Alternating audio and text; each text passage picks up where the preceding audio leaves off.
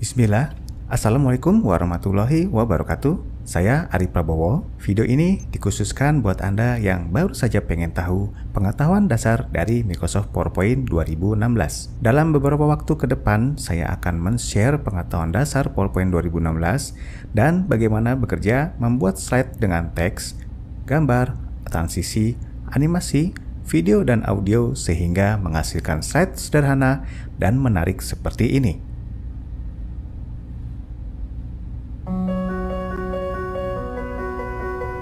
Insya Allah presentasi online Anda akan membuat audiens Anda betah menyimak presentasi Anda. Apa itu PowerPoint?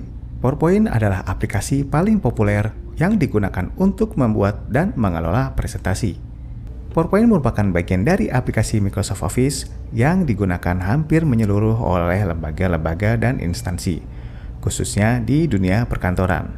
Bahkan, penggunaan PowerPoint makin meluas hingga kalangan guru TK dan sekolah dasar. Banyak juga yang hanya menggunakan PowerPoint dapat menciptakan sebuah desain dan konten video pembelajaran. Hingga tahun 2000-an, Microsoft meluncurkan berbagai macam versi Microsoft Office, dan hingga sekarang masih tetap digunakan sebagai andalan aplikasi perkantoran modern.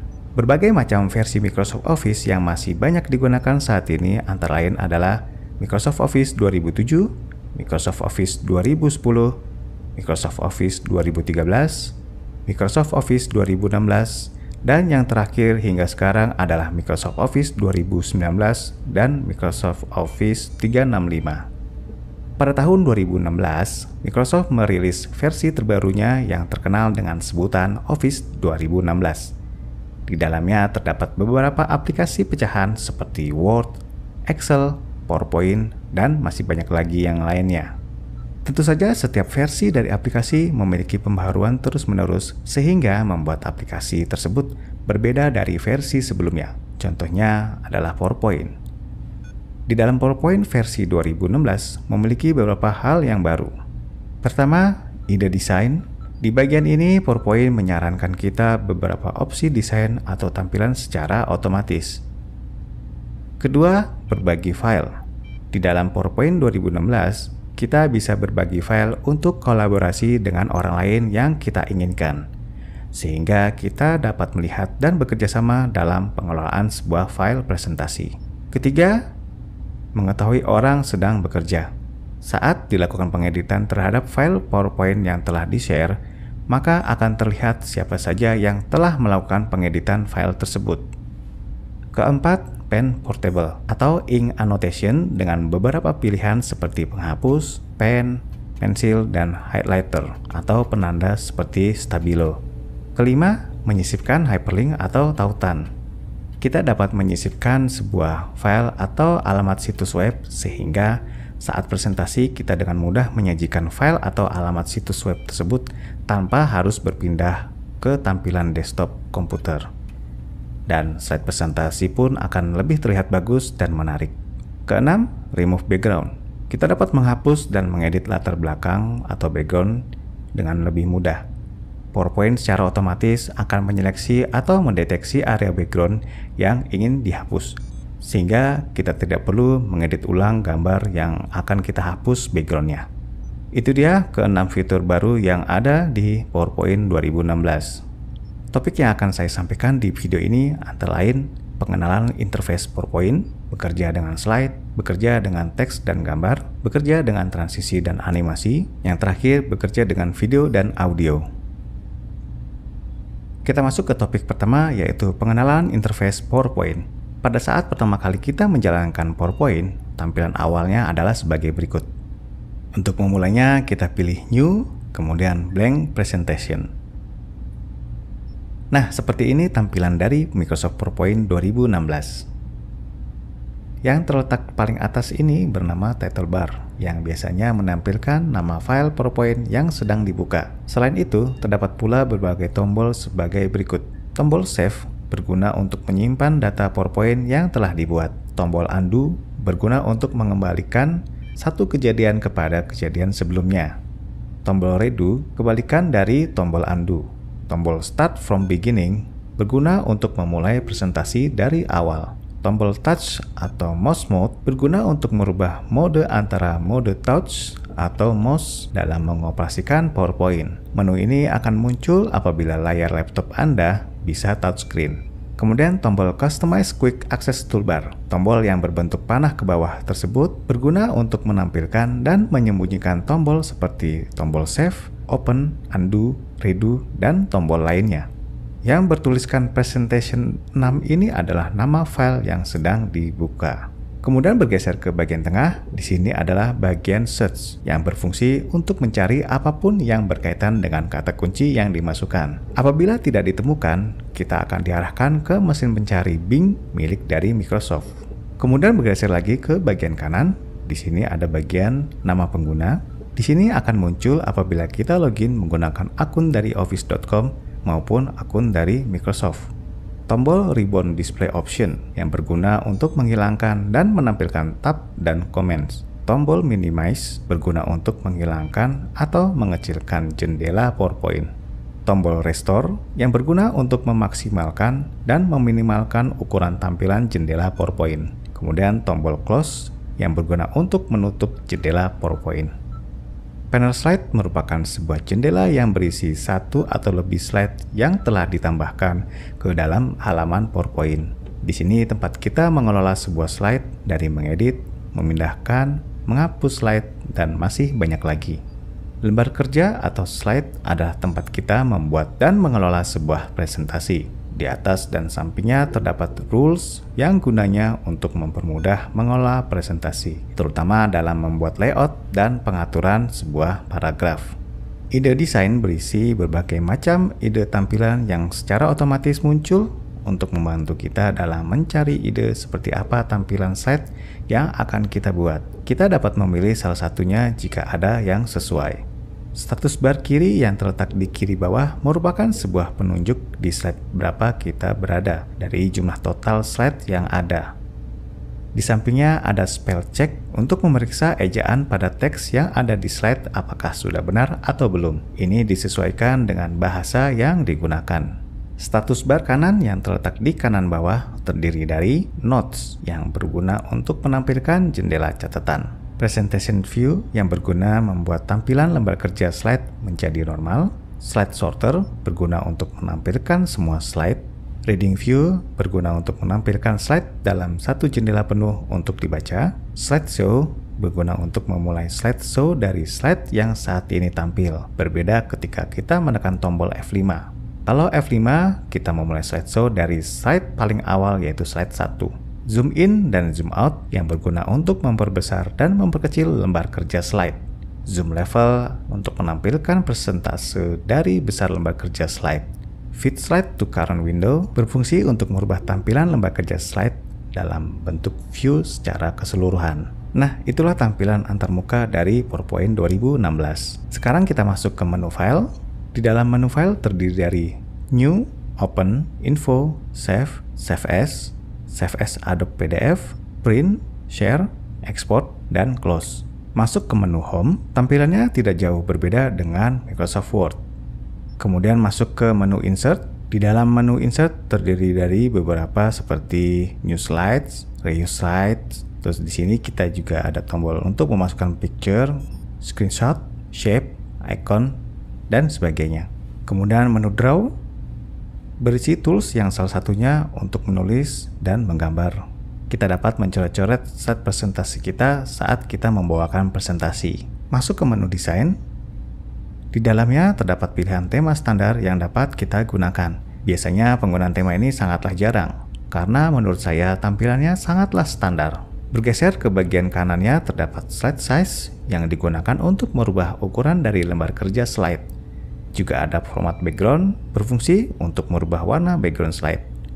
Masuk ke menu Transition. Di dalamnya terdapat macam-macam transisi slide. Dibanding dengan versi sebelumnya, mulai dari versi 2016 ada tambahan transisi bernama Morph. Bergeser ke bagian kanan terdapat settingan suara dan durasi dari transisi, serta settingan bagaimana transisi itu bekerja, apakah dengan mengklik tombol mouse, menekan keyboard, atau secara otomatis dengan durasi yang bisa kita tentukan. Kemudian menu animasi. Di dalamnya terdapat berbagai macam animasi yang terbagi menjadi 4 tipe. Pertama, entrance. Fungsinya untuk menganimasikan objek masuk ke dalam slide. Yang kedua adalah emphasis, yaitu untuk menganimasikan objek yang telah muncul di dalam slide. Yang ketiga adalah exit, yang digunakan untuk menganimasikan objek keluar dari slide. Dan yang terakhir adalah motion path, ini digunakan untuk menganimasikan objek bergerak dari satu titik ke posisi titik lainnya. Kemudian menu slideshow berisikan tools-tools yang berguna dan membantu kita saat presentasi. Di bagian menu review, berisikan tools seperti mengecek ejaan teks, translate, setting bahasa, dan memberi komentar. Pada bagian menu view, berisi tools untuk men-setting tampilan lembar kerja slide, memunculkan penggaris tepi, garis bantu, memunculkan catatan, zoom in, zoom out, dan sebagainya. Di bagian menu add-ins, berisikan tools dari aplikasi pihak ketiga. Di sini adalah tools dari aplikasi Camtasia, yaitu sebuah aplikasi untuk merekam layar komputer. Biasanya digunakan untuk membuat video tutorial seperti yang saya lakukan ini. Di bagian menu help, di sini berisikan helpdesk dari Microsoft apabila kita menemukan permasalahan dengan PowerPoint. Kita juga bisa memberikan feedback dan ada juga pelatihan singkat terkait PowerPoint serta informasi atau berita terbaru dari Microsoft. Lalu menu Acrobat, menu ini akan muncul ketika kita menginstal aplikasi Adobe Acrobat yang berisikan tools untuk membuat file PDF dari PowerPoint. Masuk ke topik pembahasan yaitu bekerja dengan lembar kerja slide. Untuk menambahkan slide baru, klik ke bagian ini. Nah, di sini ada pilihan Office Theme. Kita bisa pilih salah satu jenis slide yang diinginkan, misalnya title slide atau title and content. Di sini saya memilih defaultnya saja yaitu title slide. Tampilannya seperti ini. Nah, selain menambahkan slide baru, kita juga bisa menduplikat, menghapus, dan menyembunyikan slide dan sebagainya. Klik kanan slide-nya dan akan muncul menu seperti ini. Di sini akan muncul new slide, reuse slide, duplicate slide, delete slide, add section, reset slide, format background, hide slide, dan link to slide. Pilih apa yang ingin dilakukan. Pada umumnya, ukuran dari slide PowerPoint itu ada dua jenis atau dua ukuran. Pertama standar, yaitu berasio 4:3, dan widescreen, yaitu 16:9. Kita bisa melakukan kustomisasi pada ukuran slide sesuai dengan ukuran yang kita inginkan. Klik menu desain, lalu geser ke kanan, pilih slide size, custom slide size. Nah, di slide size 4 ini secara default juga terdapat beberapa ukuran yang bisa kita sesuaikan dengan ukuran kertas cetak. Di sini ada A3, A4, B5, bahkan ada banner. Nah, untuk mengkustomisasi ukuran slide-nya, pilih custom. Kemudian kita ubah width dan height-nya. Sebagai contoh, untuk ukuran Instagram feed yaitu 1080 x 1080 pixel. Kalau kita konversikan ke dalam inch, hasilnya adalah 20 x 20 inch. Atau untuk ukuran Instagram feed yang rasio 4:5 itu adalah 1080 dikali 1350 pixel. Kalau kita konversikan ke dalam inch, hasilnya adalah 20 x 25 inch. Sedangkan Instagram Story itu berukuran 1080 x 1920 pixel dan kita konversikan hasilnya adalah 9 x 16 inch. Masuk ke topik selanjutnya yaitu bekerja dengan teks dan gambar. Secara default, ketika pertama kali memulai slide baru, akan muncul slide kosong dengan layout title slide. Untuk memasukkan teks di PowerPoint, arahkan ke bagian text box yang berada di sini, atau dari sini kita klik bagian teks, klik to add title, dan akan berubah seperti ini. Lalu saya ketikkan teksnya. Contohnya di sini, bekerja dengan. Di bawahnya saya berikan tulisan teks dan gambar. Kemudian saya ubah jenis hurufnya. Untuk tulisan bekerja dengan menggunakan jenis huruf buffalo dan tulisan teks dan gambar menggunakan huruf Poppin Extra Bold. Kemudian saya optimasikan dengan mengubah ukuran hurufnya. Buffalo itu sebesar 96 poin dan Poppin Extra Bold sebesar 80 poin. Untuk mencari font atau huruf, situs yang terkenal dengan font gratisnya antara lain adalah FontSquirrel, yaitu di fontsquirrel.com, dafont.com, dan fontgoogle.com. Itu adalah 3 situs yang menyediakan font gratis. Jadi kita dapat menggunakan font-font tersebut untuk keperluan proyek atau kebutuhan kita tanpa harus melanggar hak cipta. Berikut saya akan berikan suatu tips cara merubah jenis huruf dengan cepat yang mungkin belum diketahui oleh teman-teman. Contohnya di sini, saya mau tulisan teks dan gambar menjadi sama jenis hurufnya dengan tulisan bekerja dengan. Klik teks bekerja ini, kemudian arahkan ke menu Home dan klik bagian Format Painter ini. Lalu arahkan dan klik tulisan teks. Nah, jenis font atau hurufnya akan berubah dan sama dengan jenis huruf tulisan bekerja. Saya ubah background dan warna tulisannya seperti ini. Saya letakkan di sebelah sini. Kemudian saya masukkan beberapa gambar ilustrasi atau vektor. Gambar ini saya download dari situs fictisi.com. File gambarnya berupa format SVG, yaitu salah satu format gambar vektor. Cara memasukkan gambarnya yaitu pilih menu Insert, klik Pictures, pilih This Device, dan pilih file gambarnya yang sudah kita download sebelumnya. Nah, ini adalah file gambar yang berformat SVG tadi. Kita masuk ke topik bekerja dengan transisi dan animasi. Di PowerPoint 2016, itu ada tambahan transisi baru, yaitu transisi morph. Seperti apa contohnya? Contoh dari transisi morph adalah seperti berikut ini. Nah, dengan adanya transisi morph ini akan menghasilkan sebuah animasi morphing dari kotak, lingkaran, kemudian ke segitiga. Kita semua mungkin sudah tahu tools animasi di dalam PowerPoint.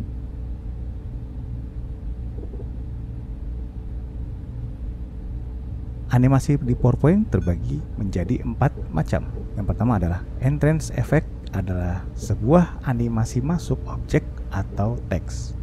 Yang kedua adalah emphasis effect, adalah animasi yang digunakan ketika objek atau teks sudah berada di dalam slide.